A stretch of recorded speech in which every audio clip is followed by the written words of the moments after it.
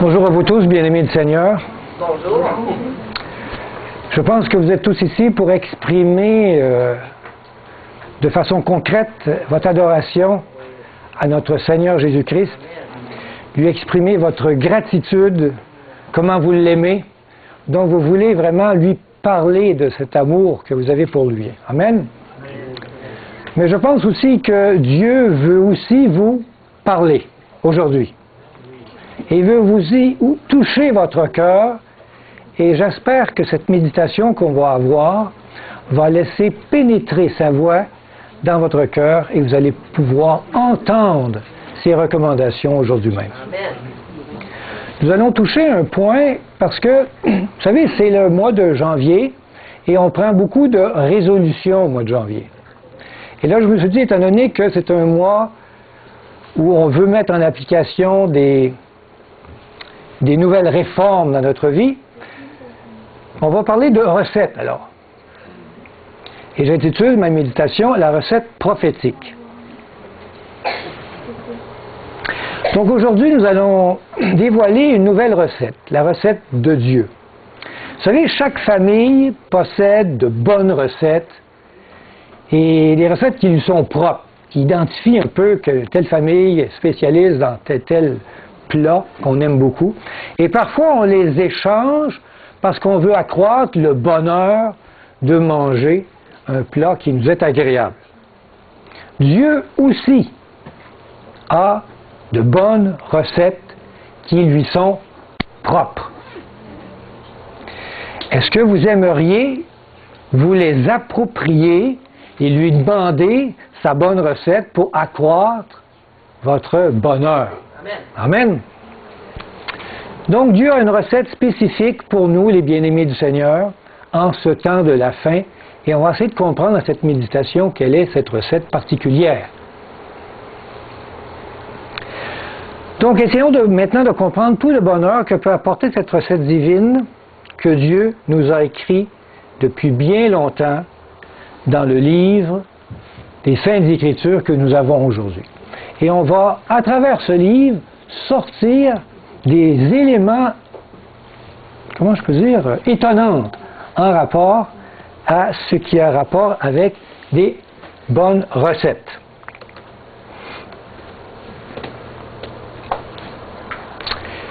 C'est Jésus et il prêche.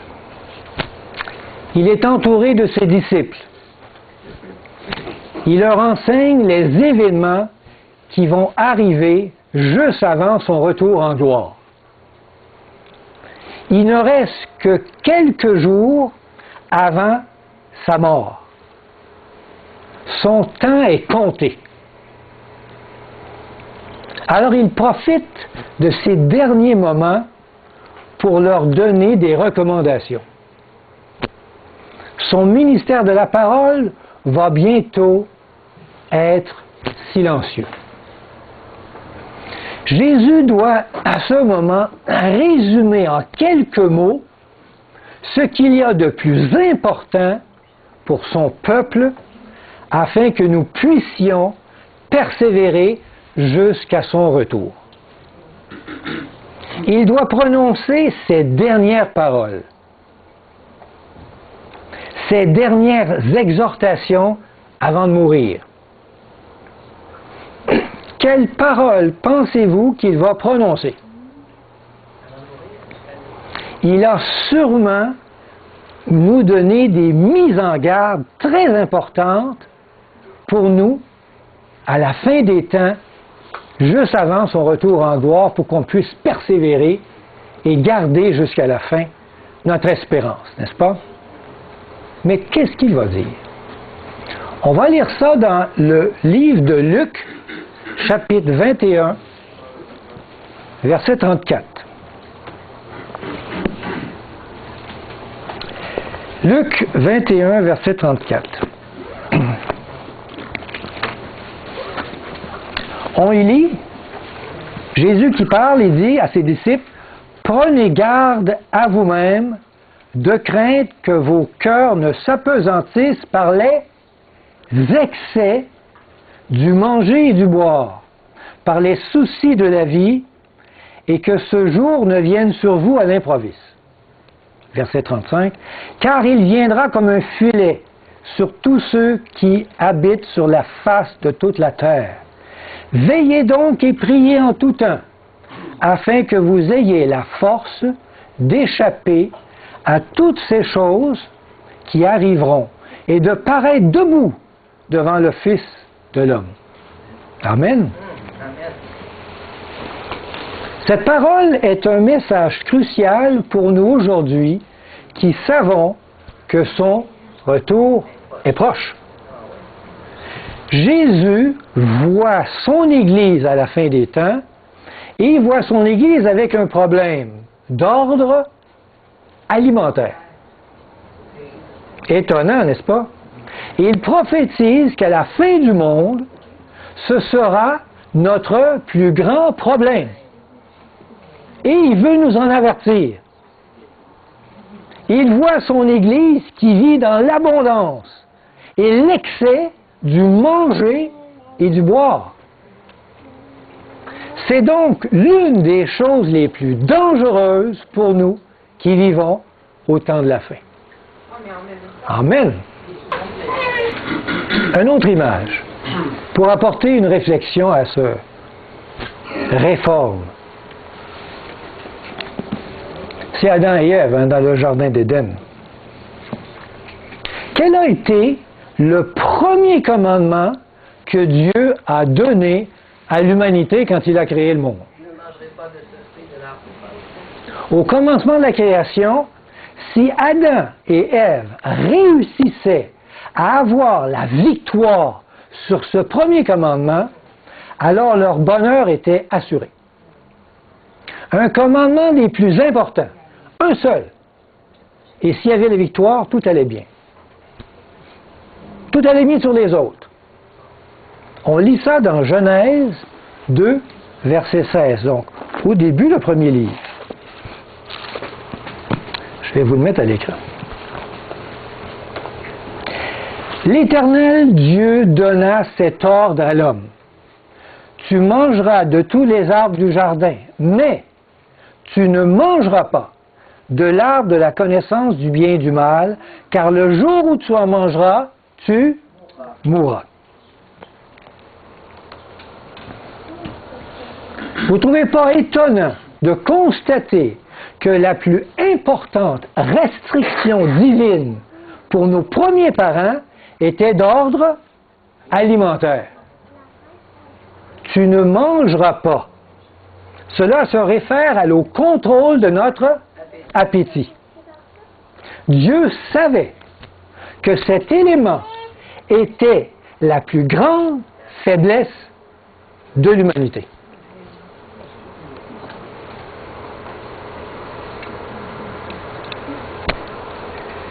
Et quelle a été la première faiblesse qui a apporté le plus grand malheur sur toute l'humanité?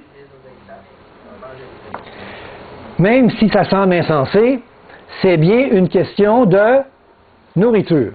On lit ça dans Genèse 3, 6, un petit peu plus loin. La femme vit que l'arbre était bon à manger et agréable à la vue, et qu'il était précieux pour ouvrir l'intelligence, à cause que le serpent lui a fait accroire cela, et prit de son fruit, et en mangea. Elle en donna aussi à son mari, qui était auprès d'elle, et il en mangea. Satan connaissait le point faible de la créature humaine, et sa première attaque dans le monde des tentations fut d'ordre alimentaire. Dans la chaîne des tentations, l'alimentation est notre maillon le plus faible. Dieu avait prévenu nos premiers parents de faire attention à ce point faible. Mais Ève a pris cette considération à la légère et cela occasionna la ruine de toute l'humanité. Il est maintenant temps de prendre conscience de l'importance capitale de vaincre cette faiblesse. Amen.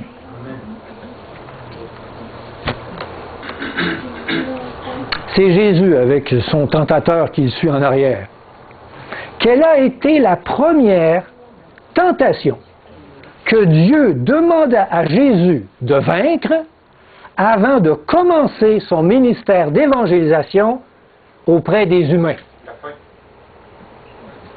Et on va lire ça dans le livre de Luc, l'évangile de Luc. Est-ce que c'est le diable? Oui. Non, ça me Luc 4, 1, au début du chapitre de Luc.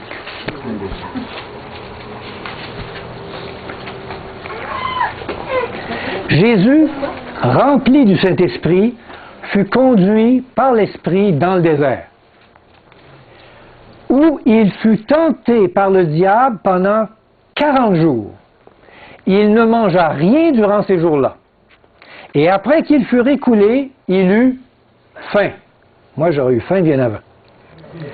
Le diable lui dit, « Si tu es fils de Dieu, ordonne à ces pierres qu'elles deviennent du pain. » Jésus lui répondit quoi? « Il est écrit, l'homme ne vivra pas de pain seulement, mais de toute parole qui sort de la bouche de Dieu. » Est-ce que c'était dans un avant? Jésus commença son ministère à la position même où Adam avait échoué. Adam a échoué sur un problème alimentaire.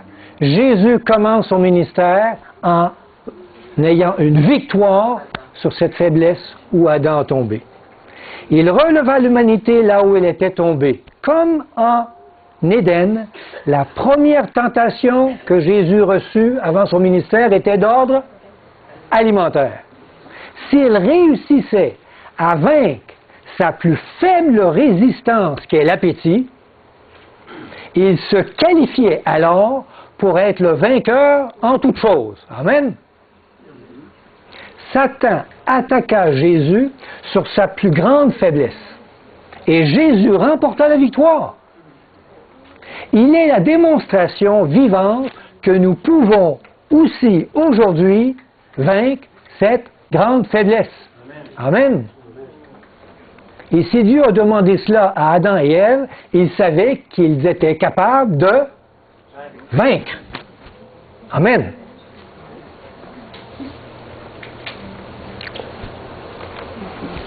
Quel a été le premier enseignement alimentaire que Dieu donna à Adam et Ève dans le jardin d'Éden?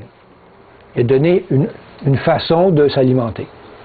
On peut lire ça dans Genèse 1, toujours au début, verset 29. Dieu dit, « Voici, je vous donne toute herbe portant de sa semence, et qui est à la surface de toute la terre, et tout arbre ayant en lui du fruit d'arbre portant de sa semence, ce sera votre nourriture. » Dieu nous a fabriqués de telle sorte qu'une alimentation de fruits et de céréales donne le meilleur rendement de notre machine organique.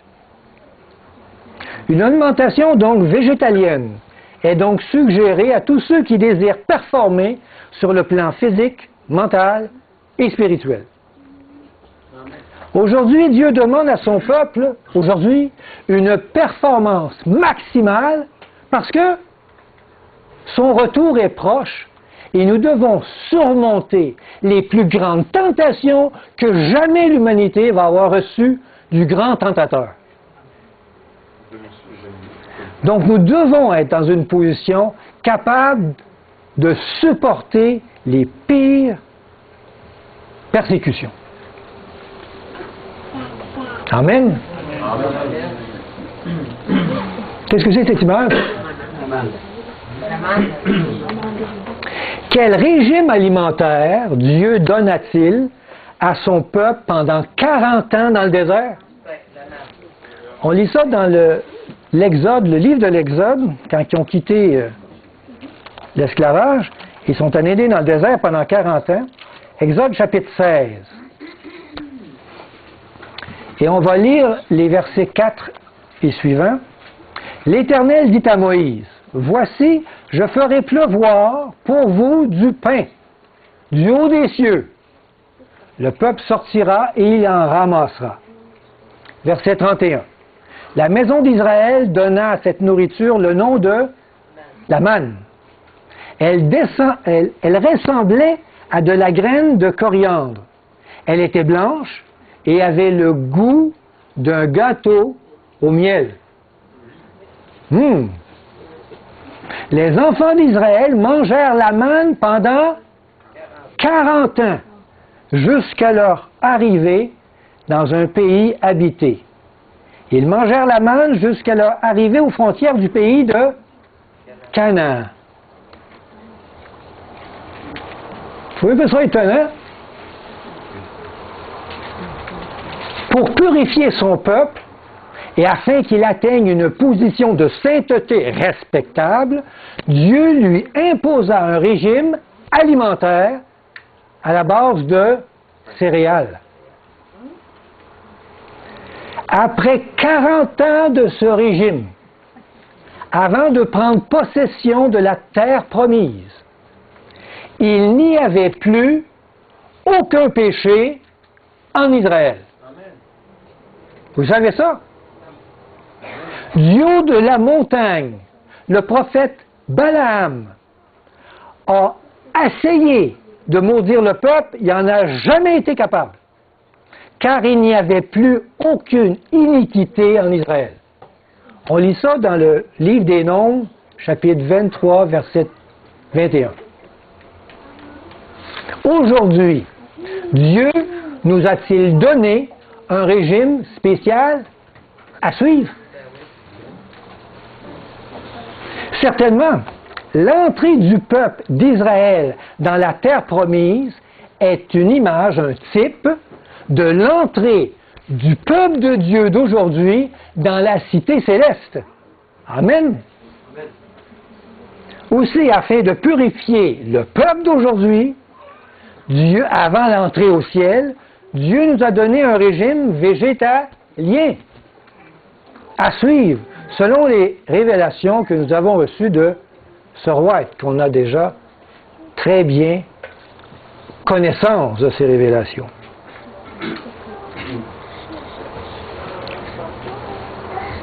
C'est l'image de Samson. Homme très fort. Homme libérateur. Où Israël était pris, pas en esclavage, mais pris avec les Philistins qui dominaient. Il était le libérateur. Image de Jésus-Christ. Quelle recommandation Dieu donna-t-il à la mère de Salomon afin que son fils devienne l'homme le plus fort du monde? Est-ce qu'il a donné comme recommandation de réciter un chapelet tous les jours? Offrir des sacrifices à l'Éternel? De venir à l'église, à le temple plus souvent? De prier? Quelle a été cette recommandation? On peut lire ça dans le Juge, livre des Juges, chapitre 13, verset 4. Un ange de l'Éternel apparut à la femme et lui dit, « Voici, tu es stérile, tu n'as point d'enfant, tu deviendras enceinte et tu enfanteras un fils. Maintenant, prends bien garde. » Et voici la recommandation, il dit, « Ne bois ni vin, ni liqueur forte, et ne mange rien d'impur. » Vous ne trouvez pas ça étonnant que la recommandation de Dieu pour cette femme fut d'ordre alimentaire? Dieu désirait susciter en Israël un libérateur capable de marcher avec Dieu, de le connaître parfaitement. Pour cela, il est important que Samson reçoive de sa mère une éducation spirituelle pure et efficace. Dieu recommanda donc une réforme alimentaire à la mère. C'était la meilleure façon pour elle de conserver une relation sainte et forte avec Dieu. Car son régime alimentaire était un peu impur. Il lui dit, arrête de manger des choses impures. Connaissez-vous la différence entre les aliments purs et impurs? Il faudrait que Dieu mette à votre cœur de connaître cette différence. Est-ce que Dieu nous demande aujourd'hui de connaître cette différence? C'est un minimum.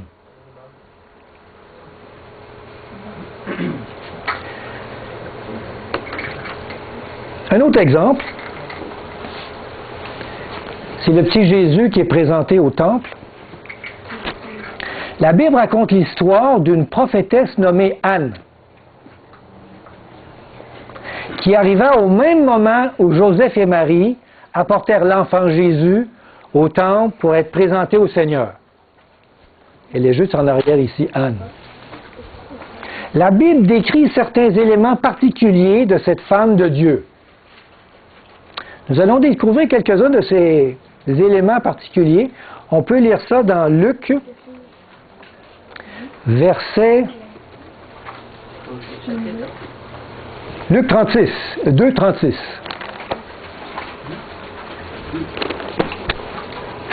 On reste dans le livre de Luc. Il y avait aussi une prophétesse, Anne, fille de Phanuel, de la tribu d'Azer. Elle était fort avancée en âge, restée veuve et âgée de 84 ans. Elle ne quittait pas le temple et elle servait Dieu nuit et jour dans le jeûne et dans la prière. Luc décrit certaines caractéristiques des fidèles adorateurs. Par moment, il dit qu'ils vivent longtemps en santé. Bon, c'est pas toujours vrai, mais on dirait que c'est une caractéristique de cette dame-là. Elle quitte jamais l'Église, elle est toujours au temple.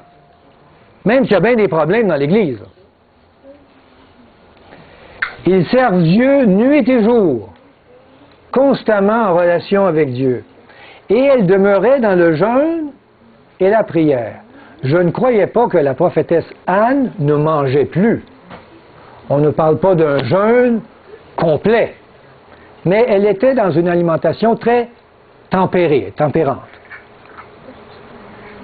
Anne, cette femme, a reconnu son Seigneur parmi tous les rituels répétés qu'il y avait au temple, et il y en avait des rituels. Le brouhaha, elle a reconnu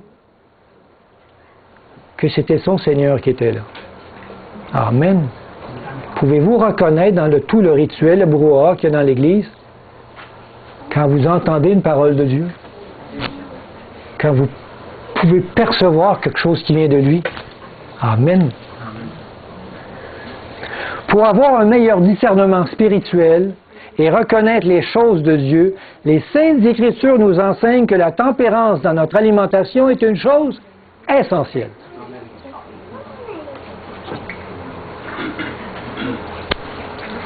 C'est Jésus ici, qui guérit.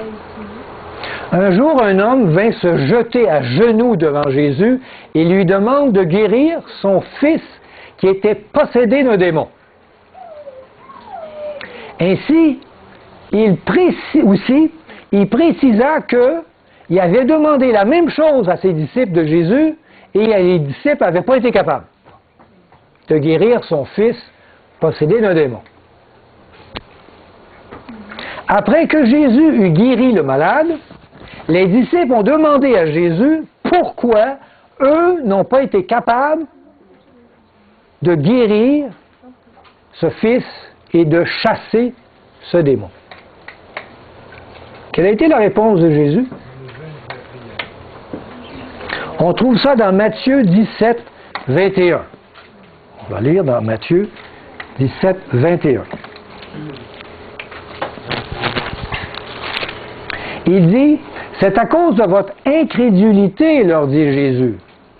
Mais cette sorte de démon ne sort que par la prière et par le jeûne. Vous ne trouvez pas ça étonnant? après avoir précisé la cause, Jésus va aussi donner la solution. Il dit que c'est par la prière et par le... Il parle d'un problème alimentaire.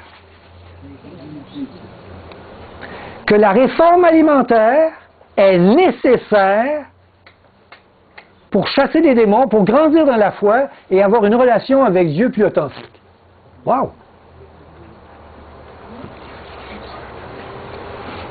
Vous ne trouvez pas ça étonnant qu'il y a une relation étroite entre la faiblesse de notre foi et la bouffe? Moi, ça m'étonne. Moi, ça me touche. Ça m'a beaucoup touché. Il y a un livre particulier dans la Bible, un livre prophétique. C'est le livre de... Vous êtes très bon. Et dans le livre de... L'image vous a incité un petit peu ce livre.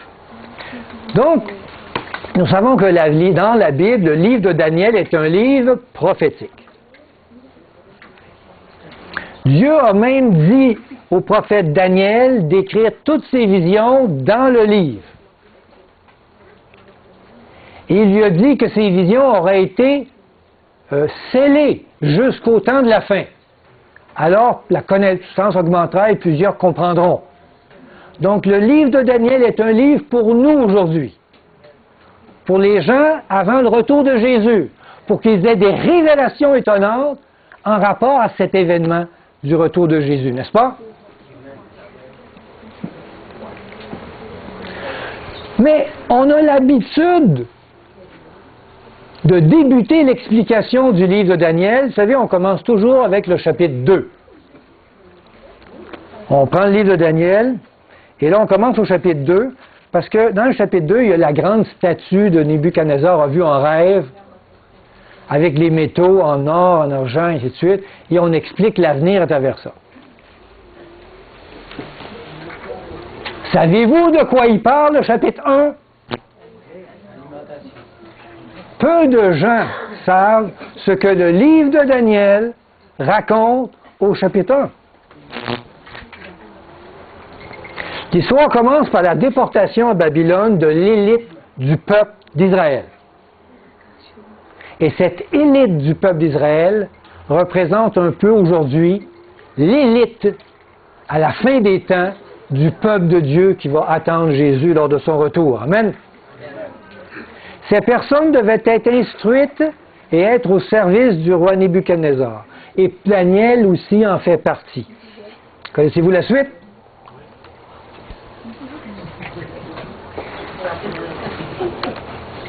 Rendu à Babylone, le roi leur donna à manger les meilleurs mets de sa table. Des aliments provenant de sa propre cuisine, qui ont été bénis par leur Dieu. Les meilleurs qu'il y avait dans tout son royaume, que lui-même mangeait ces aliments. Et Daniel, au risque d'être puni de mort, refusa de consommer ces aliments impurs et demanda une alimentation végétarienne. Ouvrons le chapitre 1 du livre de Daniel. Et on va lire un texte. Daniel, verset 8. Daniel résolut de ne pas se souiller avec les mets du roi et par le vin dont le roi buvait. Et il pria le chef des eunuques de ne pas l'obliger à se souiller. Verset 12. Et il demande à leur responsable, éprouve tes serviteurs pendant 10 jours, et qu'on nous donne des légumes à manger et de l'eau à boire. Au bout de 10 jours, ils avaient meilleur visage et plus d'embonpoint que tous les jeunes gens qui mangeaient les mets du roi. Il y a sûrement un miracle qui s'est passé là. Verset 17. Dieu accorda à ces 4 jeunes gens de la science, de l'intelligence, dans toutes les lettres, de la sagesse Et même Daniel expliquait toutes les visions et tous les songes. Pourquoi cette histoire se trouve-t-elle une affaire d'alimentation dans le livre de Daniel, le livre qui est scellé jusqu'au temps de la fin? Pour nous aujourd'hui, Dieu veut nous révéler quelque chose de capital. Vous ne trouvez pas ça étrange? Que le livre prophétique, le plus important à la fin des temps, commence par une histoire de bouffe. Il y a sûrement une raison à cela, n'est-ce pas? Dieu aurait-il inspiré Daniel à écrire cette histoire qui nous semble anodine pour nous révéler quelque chose de primordial à nous qui vivons au temps de la fin? Qu'en pensez-vous? C'est une histoire de nourriture. Et cette histoire nous enseigne que ce régime végétalien a produit de l'intelligence, de la sagesse, de la science et même le don de prophétie. Et en plus, ils ont agressé. C'est exactement les qualités que Dieu désire réaliser en nous aujourd'hui, dans son peuple au temps de la fin. Nous qui formons les gens qui attendent son retour et qui doivent traverser à travers les pires persécutions qui vont arriver dans le monde. Pour nous renforcer, pour avoir un esprit qui est capable d'avoir une communion avec Dieu parfaite, Dieu nous demande une réforme alimentaire.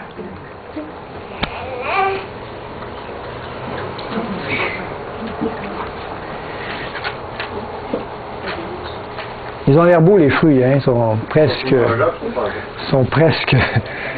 Dieu désire nous révéler cette merveilleuse recette à nous qui sommes son peuple du temps de la fin. Il est important de mettre en pratique cette recette élémentaire de jeûne et prière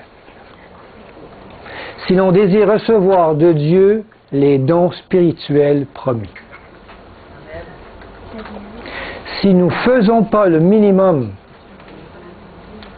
comment pourrait-il nous donner son Esprit Saint en abondance? Je suis sûr que pendant cette méditation, le Saint-Esprit a parlé à votre cœur et qu'il a mis dans votre esprit des choses qu'il aimerait que vous réformiez dans votre vie. Et surtout sur le problème alimentaire. Amen. C'est dit dans Jean 3,12. Si vous ne croyez pas quand je vous ai parlé des choses terrestres, bien terre à terre, qui est l'aliment, comment croiriez-vous quand je vous parlerai des choses célestes?